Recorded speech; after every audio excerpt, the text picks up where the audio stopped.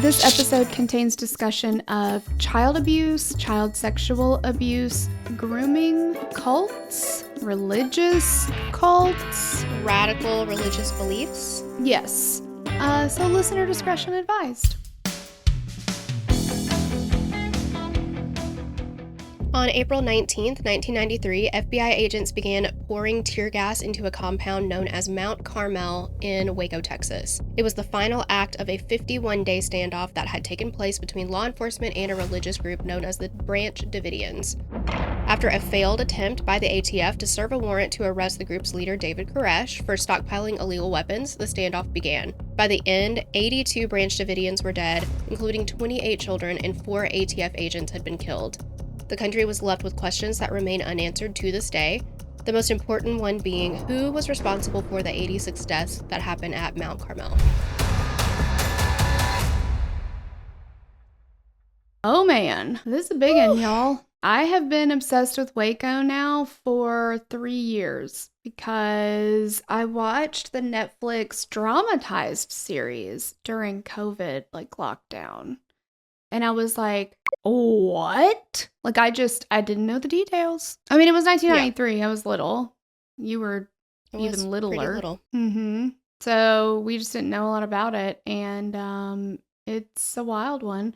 I'm interested to know how many of you already know a lot of details, or I wonder how many are learning about it for the first time as well. But there's a lot of stuff you can watch on it. There is a Netflix documentary called Waco. Yeah. American Apocalypse. And then there's another one on Hulu that I just started watching. It's Waco Messiah or Madman. It's very interesting. It talks to some of the same people in the Netflix documentary, but there's more people in it, and there's a lot more information about David Koresh. It's very interesting.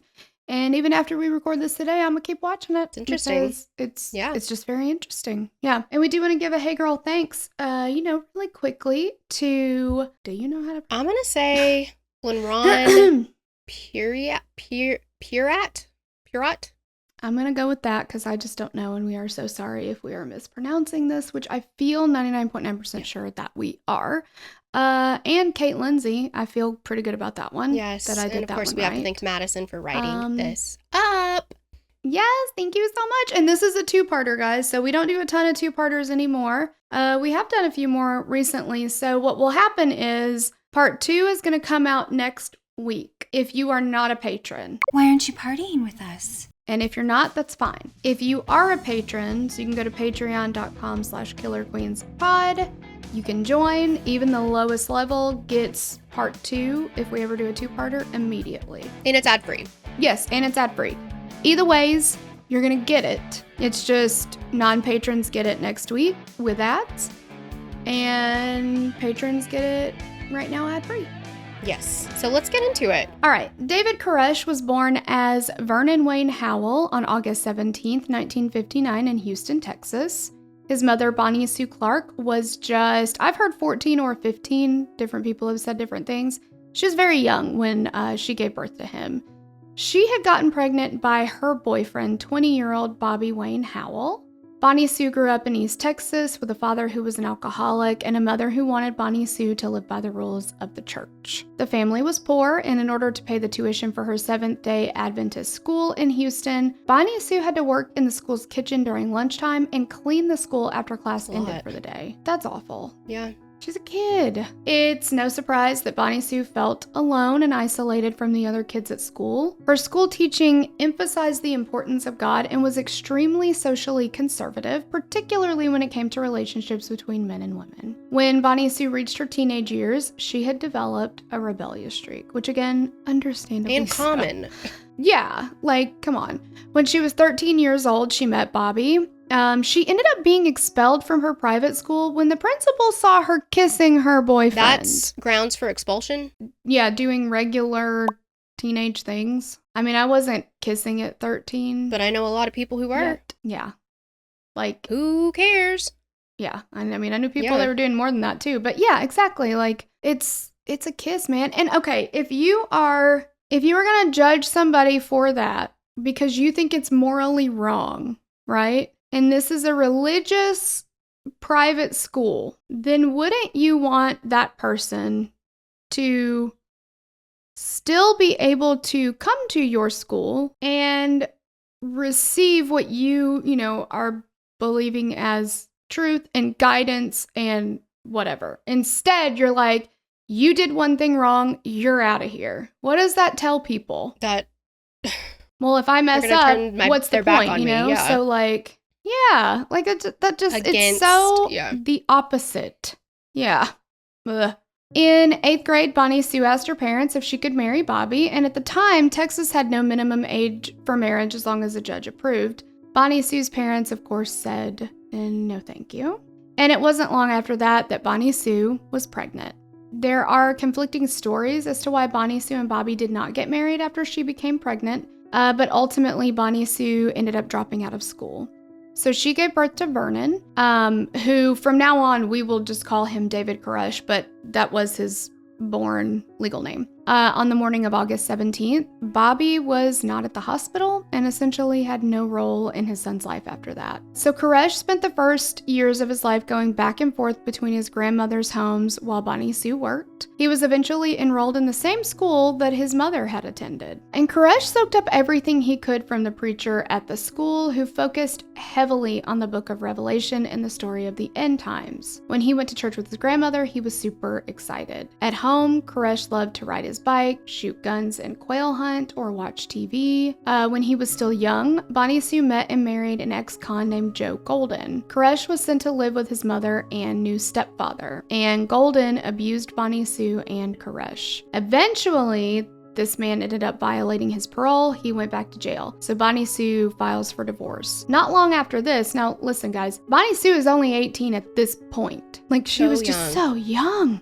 So yeah, not long after she divorces Golden, she accepts the marriage proposal of 34-year-old Roy Haldeman, and she decided to take Koresh with her and Roy to Dallas. When she went to pick him up from her mother's home, at this point, Koresh doesn't even know that this is his real mother. He thought that Bonnie's mom was his mom. He did not know. So just a lot of unrest, I think, for a young child. As Koresh attended public school in Dallas, he began to constantly hear the belief that the government and its democracy were evil. It was on the radio and the television. It was in conversations around him. Some people believe that this maybe was the beginning of his extreme distrust towards the government. And school was pretty difficult for him as a child. He could not read like his classmates. He was ultimately diagnosed with a language disability, and, at this point we would know it as dyslexia, but he was deemed,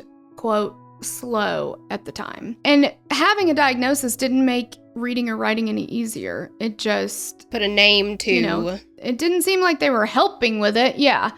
So he continued to fall behind, but he had an excellent memory. Once he watched someone do something or he looked at a picture, he could remember how to do the task or the picture exactly. He was eventually put in a smaller class at school with children who also had learning disabilities, and of course, the other students made fun of him relentlessly. He was called names, he was bullied, and that kind of followed him throughout his entire school career. He did find one class he excelled in, and that was civics, where he got an A+. So, strangely enough, he loved learning about the government and what it meant to be a good American. He just hated the government. Koresh became even more of a loner, but he found his solace in music. Bonnie Sue finally gave in and bought him a guitar, which he taught himself how to play. He continued to be immersed in religion, eventually growing obsessed with the Bible.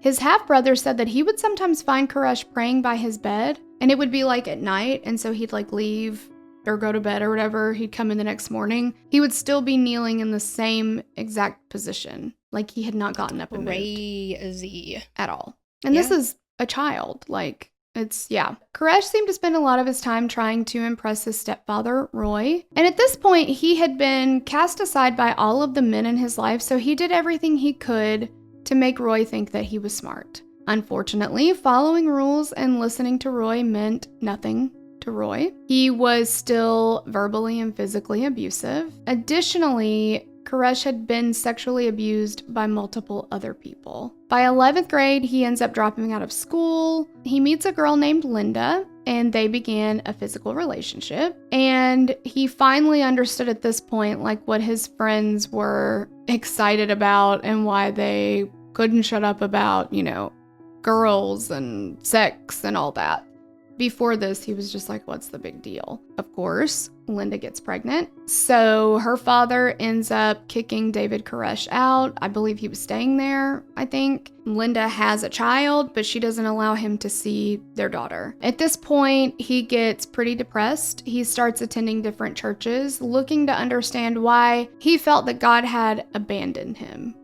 What happened? Where was God? He was concerned about his obsession at this point with sex and masturbation. In 1980, at the age of 21, while attending the Seventh-day Adventist church, Koresh tried to convince the pastor that God had spoken directly to him. The pastor didn't like what he told him, and what he told him was, listen, God spoke to me, and what he told me is I need to sleep with your daughter, who's a teenager. And look, I don't make the rules, okay? That's what the big guy said. Take it up with him. The pastor was like, no, and you need to get out of here. Like, no. So he ends up being forbidden to see the daughter, which, good on you, pastor, you're protecting your child, from a sexual predator. And he was leading some unauthorized Bible studies. And so the church was like, look, you can't do that here. And as we know, he goes on to become a cult leader. So obviously he's not really sticking with what the church would want him to teach. And also I think it's just so insane to me that cult leaders that we have discussed, or that,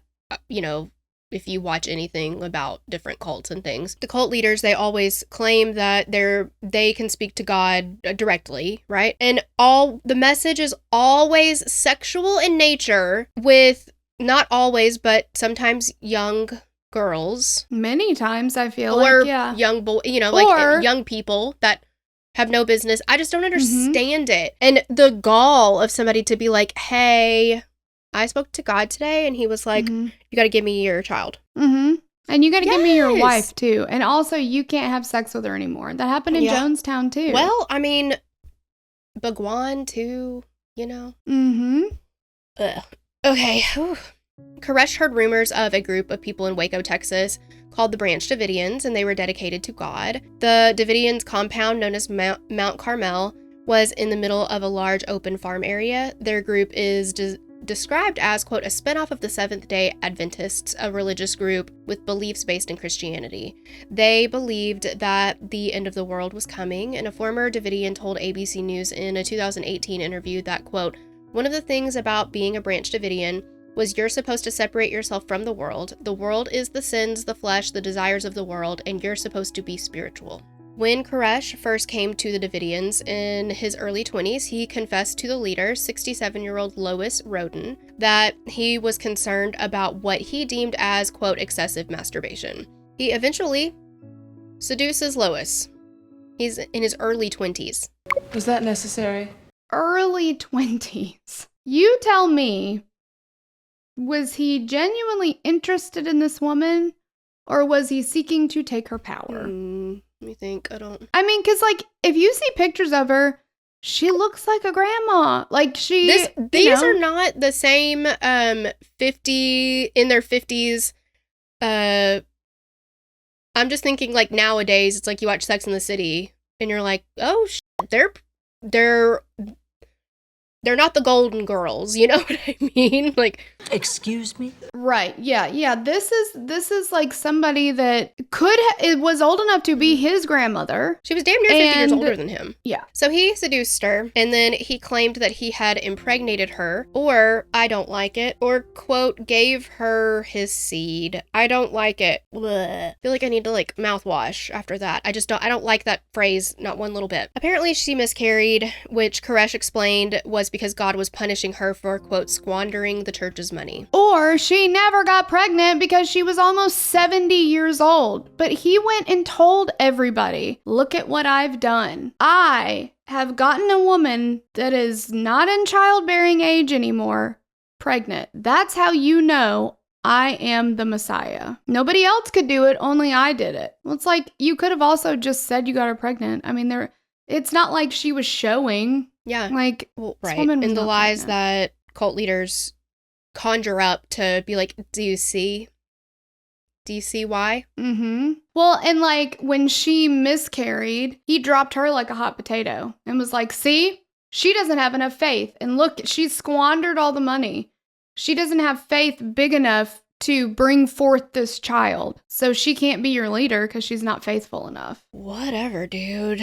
When Lois died, Koresh began a battle for leadership of the Davidians with Lois's son, George Roden, who, Torella said aptly yesterday, there needs to be a documentary on George Roden. I need more. I need to know so much more about George First Roden. of all, I Oh want my to know gosh, where like- he buys his outfits. What's the look we're going for? Oh. Because Mm-hmm, it's mhm. interesting. It's interesting, yeah. I just, like, this story is so crazy that a character like George Roden, we just mentioned him in passing, and he's got a lot of Yeah. stories himself, I think. We're missing an opportunity there, I think. So Roden eventually forced Koresh and his group of followers off Mount Carmel, and the group took up residence at a nearby encampment, but meanwhile, a fire destroyed the large administrative building at Mount Carmel. Roden blamed Koresh, but Koresh said it was simply an act of God. That's weird. It's super weird that God has the exact Motives same, and- like, motives and enemies that you do. Well, I mean, look, he's not in charge of, Take it up with him.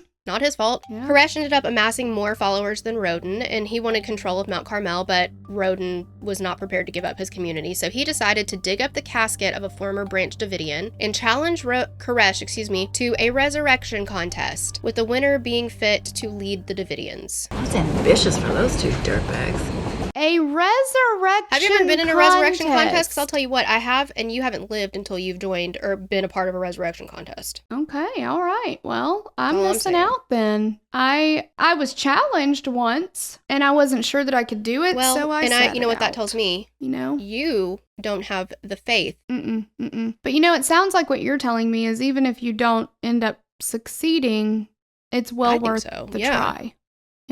It's a resurrection Yeah. contest. It's just Literally, and like George Roden digs this body up and he tries to pray over it for several days how to many resurrect it.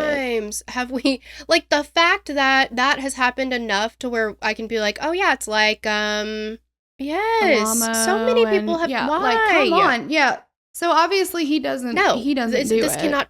It can't Okay. happen. I don't know if anybody knew that. It cannot happen. So Koresh, Mhm. along with several of his followers, snuck into Mount Carmel in hopes of getting pictures of Roden digging up the corpse, and Koresh planned to bring these photographs to the police, but when he's trying to like sneak in there to get the photos, he and his group were caught on the property, and this led to a gunfight. So the resurrection contest, that's out the window. Now we're in a gunfight. Roden suffered minor injuries, but Koresh and his seven supporters, were all tried for attempted murder. The supporters were acquitted, while Koresh was set free by a hung jury. During the trial, Roden began to unravel, and he was held in contempt of court for refusing to, quote, stop staring during the trial. Like none of us, Madison, none of us could find what he was staring at, but it was obviously so disturbing that they charged him with something. And like it's written in articles and stuff. There's just not like what Well, and he was again, staring I want to at. know more about. But that's like, not. I know, and that's Oh, not no, all no, he no, was no, no. charged. But I will say with. this: one of my dogs, she has a very, very big staring problem, and I would like to hold her in contempt of court because I'm like, stop staring at me, leave me alone. You can. Okay. You can. I am Sue going her to. ass. She better lawyer And I'm going up. to arrest her. But he had also been charged with contempt of court for threatening a federal judge with having God, quote, sick herpes and AIDS on him. I feel That's like not if I very was in nice. SpongeBob right now, I'd be like I'm like, I do what? Yeah. Like, It's weird. When he was released shortly after, he murdered another Davidian with an axe. Real gem, this guy. Roden was sent to a mental institution, and Koresh was finally able to take over the group of followers at Mount Carmel. In 1984, Koresh married one of the Branch Davidians. He ended up marrying a 14-year-old named Rachel Jones. 14 in his 20s. And he's Yes. well into his 20s. And she'd grown up with a family of believers. The couple ended up having 2 kids, Cyrus and Star. This began the rumors and allegations of inappropriate relationships with children taking place at Mount Carmel. I'm going to go out on a limb and say not a friggin' rumor. But these rumors only strengthened throughout the years, as Koresh was rumored to be sexually assaulting girls as young as the age of 10. And a former Davidian named Janine Buns had reported to an ATF agent that Koresh, quote, had fathered at least 15 children with various women and girls at the compound. Some of the girls who had babies fathered by Koresh were as young as 12 years old. Do you How gross know? that is? Yes, I do. Well, yes. So his thing that he told his followers was that he was the Messiah, right? And that God had told him that they needed to have 24 children. These children were going to be the next generation of like God's kingdom or whatever. But God had also told him that he was the one who needed to father these 24 children. They were going to be special, but he had to be the father. And they had to be conceived with and we're going to get into a little bit of that later, but it's always, see, this is the thing. It's so, I don't even want to say self-serving because that's gross. Like that should not be something that you should want out of life, is to assault and take advantage of underage. No, it is self-serving. I mean, I'm just saying, like, it's just disgusting to me that for him, that was like, oh yeah, I really, really want to get this done. But it's just amazing to me that I don't ever want to say like, oh, I could never be in a cult, or I could never, like, you know, life happens and I get it. But I don't understand with stuff like this, and they say it with such conviction and I guess authority, and they're really charismatic, but all of the things that God is telling him, they're only self-serving. They're not for anybody else. They're only for him. And nobody's like, well, right. Why? Well, hang on. Yeah, exactly. Because if you're saying, well, it's got to be virgins, and who's virgins but underage girls, you know, because most of the grown women there are already married, right? They marry them off as quickly as they can or whatever. So yeah, obviously that's like, oh, well, and I'm the only one that can do it, right? I've got to have sex with all these people. Like, it's just outrageous. So Koresh eventually convinced the Davidians that he was the Messiah, the Lamb of God. And he said that God had spoken to him and told him that his job was to help them prepare for the apocalypse.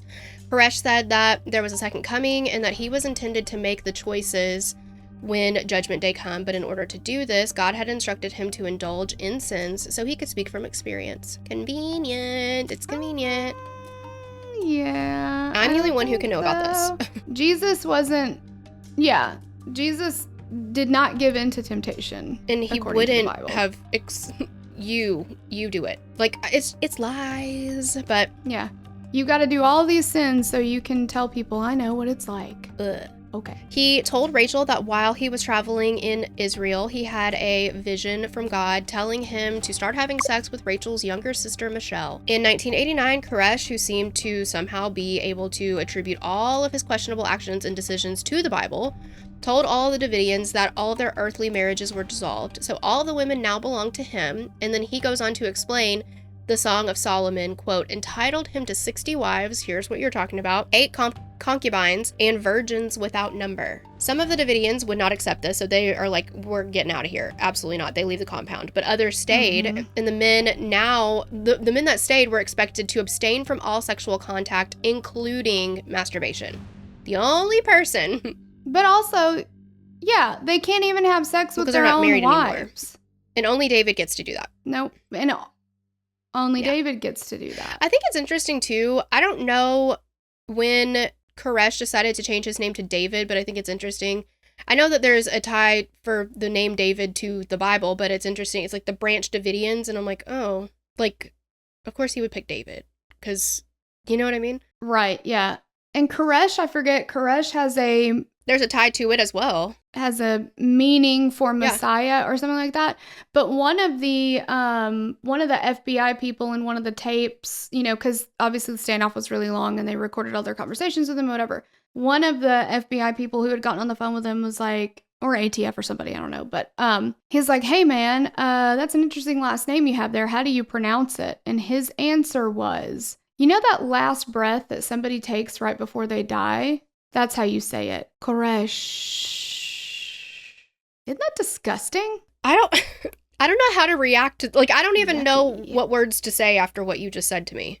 And he pronounced his own name, David Koresh. Like, he didn't say David.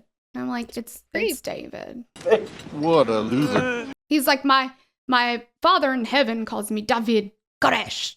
Just the way he said it. I'm like, okay. But it seemed as though everything Sure. Koresh did was to assert his power and control over the Branch Davidians, and he was charming, they always are. And because he had memorized so much scripture, he was able to twist the words to fit whatever he wanted. Again, they always do. Yeah, and he had like a photographic memory. Which is dangerous for this kind of situation. Yeah, and so the people just You believe could just spout it because off like that. Yeah, and so if you're talking to somebody and you're like, I don't feel like that's in the Bible, right? Like I don't feel like it is, but I don't know enough about it to dispute it. You seem to know everything that's in it because he's spouting it off and you're like, I guess he's right because he knows. Like, of course, and they also believe that he was hearing directly from God, but so manipulative. A former member who was interviewed by the Waco Tribune Herald described an almost militant-like lifestyle at Mount Carmel. Quote, at 5:30 each morning, all of the Davidians were awakened by the clanging of a bell. Everyone except for Koresh, who usually slept until about 2 in the afternoon. These men ran an obstacle course, then spent the day doing hard labor, and while performing these strenuous activities, the drinking of water was not allowed. Why? The member described how Koresh would create rules at the top of the hat. The top of the hat. A top hat. He's fancy. He's fancy. He probably is very fancy, or was, but he would, at the drop of a hat, is what I was going for there. And if the rules weren't followed, the member would be humiliated in front of everyone. And Koresh would hold Bible studies in the evening that would last for hours, sometimes all night long, Lionel Richie style, with no one, except for Koresh, of course, to be allowed to eat, drink, or use the bathroom. Mm-hmm. And this included children. He made the children stay up all night while he did these Bible studies where he basically just screamed at everybody. And yeah. And of course, like, he's awake, wide awake, and he's because got plenty of energy. And all these people are like, exactly. And people started being like, I think he's taking speed or something. Like, how is he staying up like this? But yeah, then he's crashing and sleeping until 2 in the morning. Everybody else got to get up at 5:30. Or 2 in the afternoon. Everybody else has to get up at 5:30. Like, just all of these things are like, when you're looking at it from back here, you're just like, it's so obvious.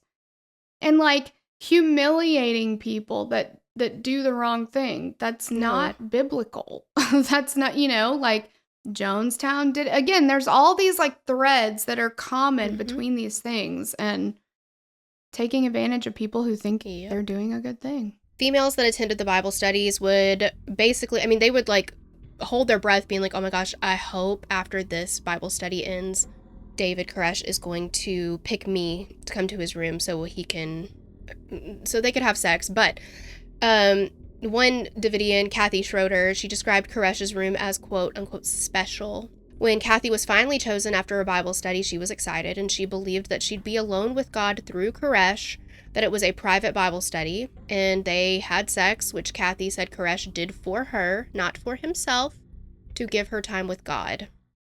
So selfless.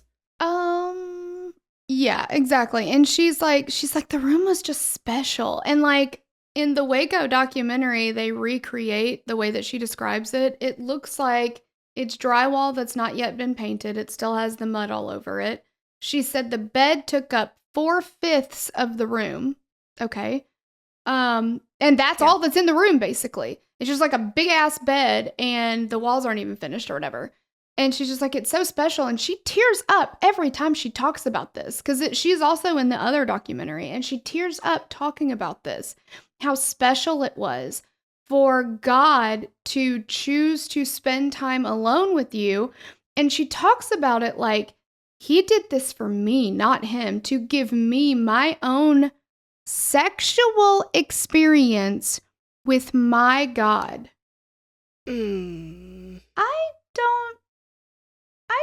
I don't remember there being any sexual aspect of like our relationship with God. What makes me really sad, we were texting yesterday about this, is when you see, when I've watched a documentary about cults and somebody has survived it, gotten out of it. And I think, oh, thank God they got out of it. Like, thank God the cloud is lifted. And then sometimes you hear from them and you're like, oh no, they still believe. Mm-hmm. Kathy Schroeder is a big still believer.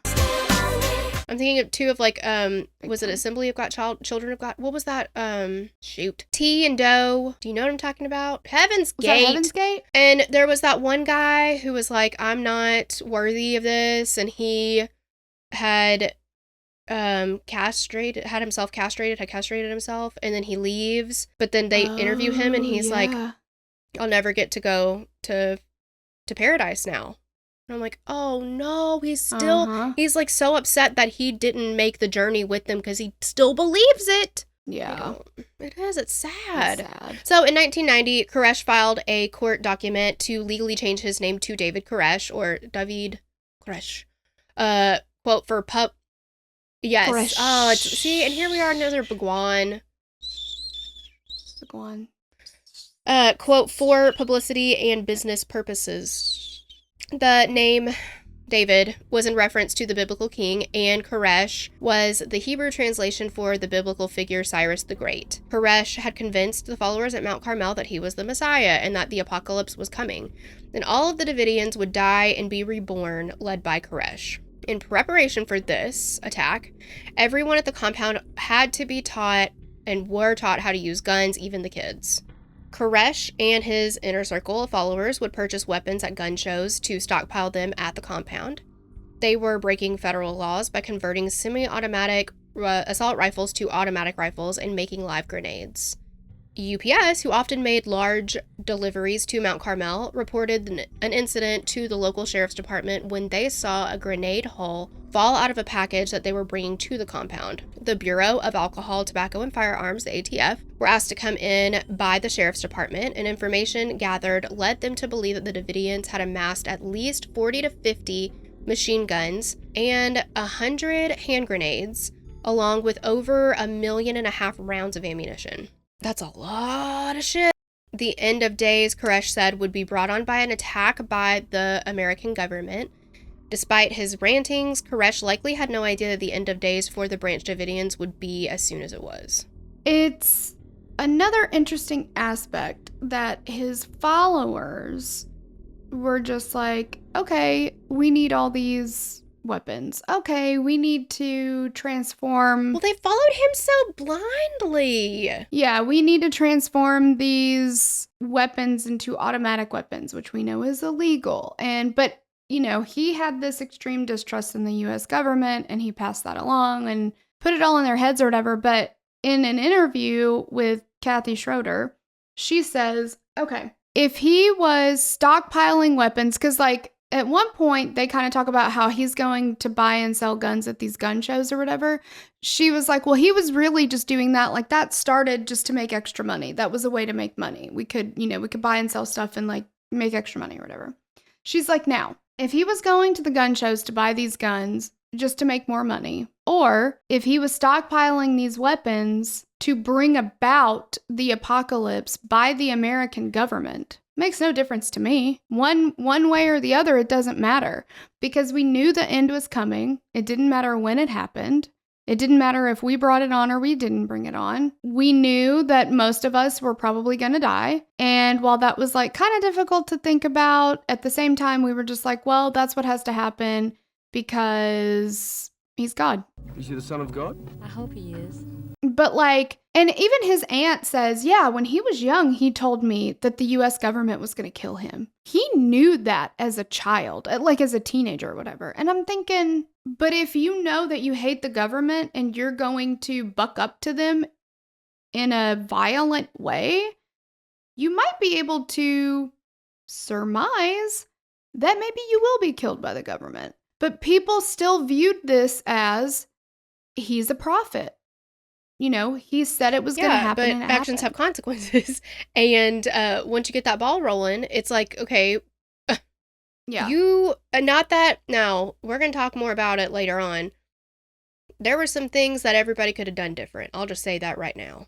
100%. It's like self-fulfilling prophecies. I don't know. Like, yeah, it happened. Right, yeah. But guess why, David Koresh? Like, right. Yeah, and he, he's trying to tell all these people these things and pump himself up and like all that stuff. And there were followers who were kind of starting to be like, I don't know.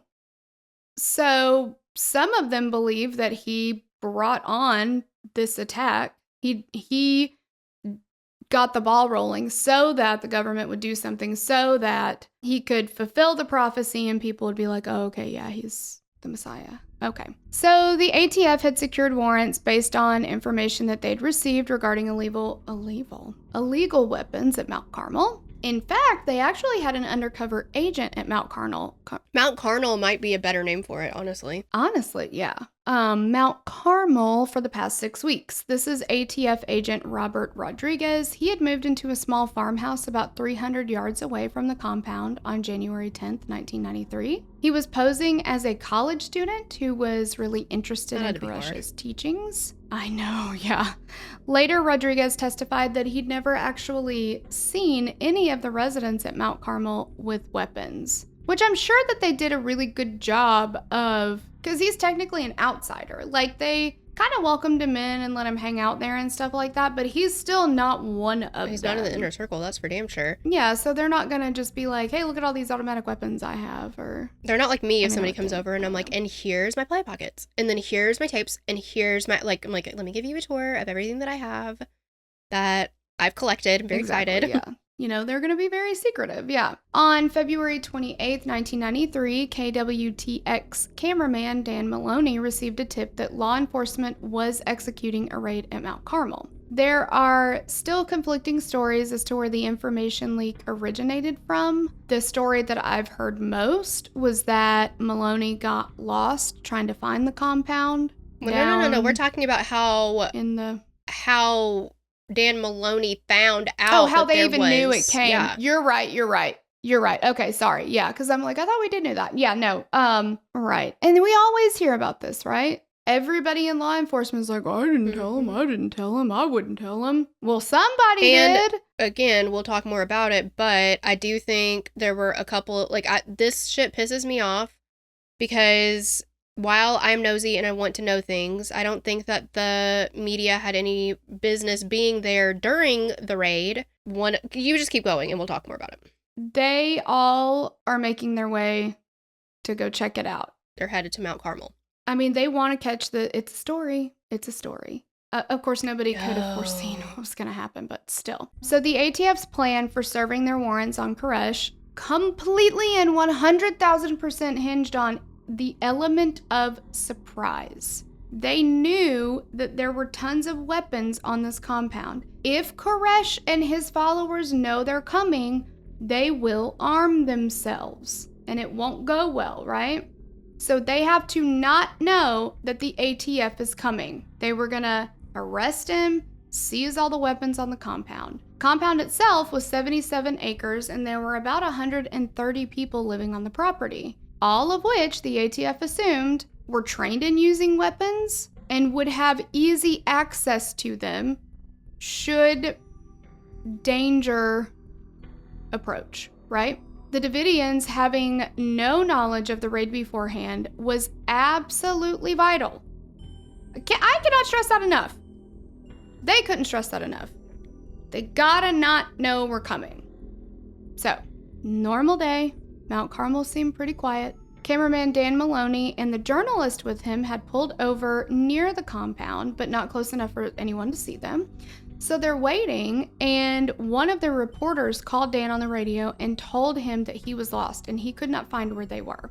So as he spoke to them, a mailman pulled up beside him. The reporter asked the mailman, how do we get to the Mount Carmel compound? And so the mailman kind of says, okay, it's over here, whatever. And he's like, why? What's going on there? And he's like, oh, well, glad you asked. There's actually a raid that's about to happen. Law enforcement is on the way and they're going to raid the compound for weapons. And so the guy was like, oh, okay, cool. Thanks for telling me. So the mailman goes on about his route. He's moving towards the compound because he's going to deliver mail there. Oh, except he's a Branch Davidian. So now the jig is up. Now they know. The jig is up, yeah.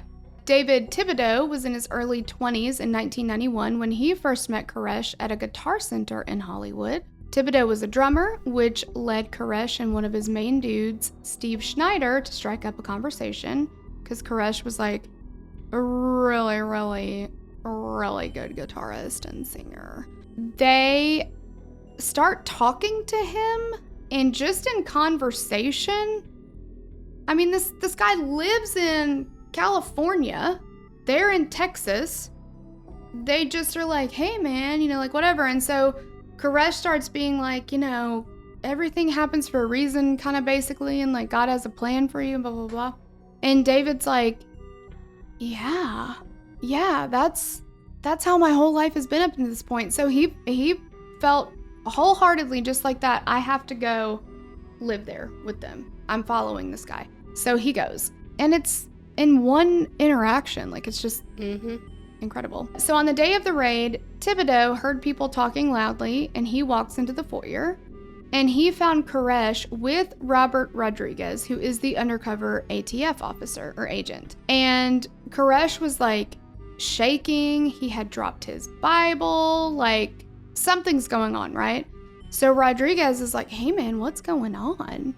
You look a little worried, like, what's going on? He said that Koresh looked at him and said, Robert, the ATF or the National Guard will never get me. They're coming, Robert, they're coming.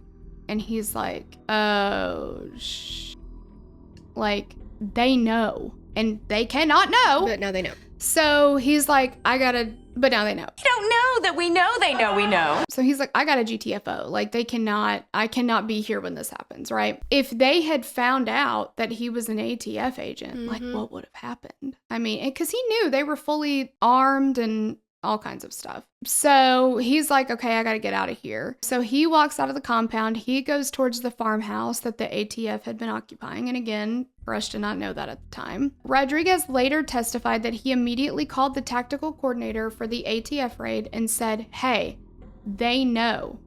You've got to call it off. We can't do it today. We absolutely cannot do it today. It seemed like who he talked to was just like not hearing him, because they're like, okay, well, what's he wearing? Is he armed right now? And he's like, none of that matters. You can't do it now. It's got to be called off. And they're like, yeah, no, we're going to still do it. Too bad. We're already close. We're just going to do it. We're just going to go. So agents appear outside. They're dressed in full gear. Their guns are loaded. They loaded up into 2 military trucks that were covered with canvas. One of the ATF agents inside recalled that the back of the trucks were packed full with agents, but it was completely quiet. It seemed like everybody knew that it was going to end badly. And it's really sad because these are people who have to follow orders, and they're going like into the fire, and they know it's not going to end well. But what can they do? And everybody has told, the people in command, we can't do it today. We can't do it today. It's not a good idea to do it today. They already know. This whole operation hinged on the element of surprise. And we've lost that. And you're going to say, never mind, let's just keep doing it, even though that was the whole thing. And does it suck that they tipped him off? Yeah, that's not ideal, right? We want to do it today, but this is like the moment where I was like, man, that really sucks. And I'm like, well, okay, now this really sucks. Like, it's just one bad thing after another happening here. Oh, yeah. I mean, oh my gosh, yeah, it's the worst. And one of the agents said that, like, as they were pulling up to the compound, like, it's totally quiet, and they're all just, like, reaching back and, like, squeezing the hand of the person behind them, and they kind of, like, did that all the way back. It just seemed like they knew that this is not gonna end well. So the compound was 2 stories and on an elevation with lots of windows. And this, of course, made it more dangerous for the agents to approach. They've got the higher ground. That's always an advantage. I have watched enough Viking TV shows and battles to know that. Like, come on. So agents approach the 2 white front doors of the compound, and David Koresh steps outside. He is shouting for the agents to get off his property, and one of the agents yelled back, we've got a search warrant. And so David Koresh goes back inside, he slams the door shut. And then gunfire erupted. To this day, It is heavily disputed as to who fired first. The Davidians, of course, say that law enforcement fired first, and the ATF says that the Davidians were the ones that started shooting. One of the agents later said, "The very first gunshots I heard were from an M60 machine gun and a .50 caliber, neither of which we had," as the ATF. Now, I don't know enough about guns to be able to hear something and know what kind of a gun or caliber is firing. I don't know. Kathy, thank you, Schroeder, later said that, like, when they got there, her kids were, like, just finishing breakfast or something. She just got them changed or something? Mm-hmm. And the first thing that she heard was, like, when they came up, was the dogs yelping because the ATF agents were shooting the dogs as they came up to the house. Again, I don't know. And I would take just about everything Kathy says with a grain of salt, but I don't know. Every one of the Branch Davidians says it was ATF first. Every one of the ATF says it was them first. I don't know. Hand grenades were being thrown from the windows of the compound. The ATF had 2 ladders, which they laid against the front of the building, and they started climbing up onto the roof. Heather Jones was 9 years old and had been born at Mount Carmel and raised as a Branch Davidian, and her father was the mailman who had talked to the news crew and had come in and warned Koresh. Heather remembered being in one of the bedrooms when one of Koresh's wives came in with a gun. She, like, opens a curtain and she immediately flies back from the window. I mean, she's getting ready to shoot out the window, but she instead has been shot. And Wayne Martin, one of Koresh's closest confidants, who actually had a law degree from Harvard University, immediately calls 911.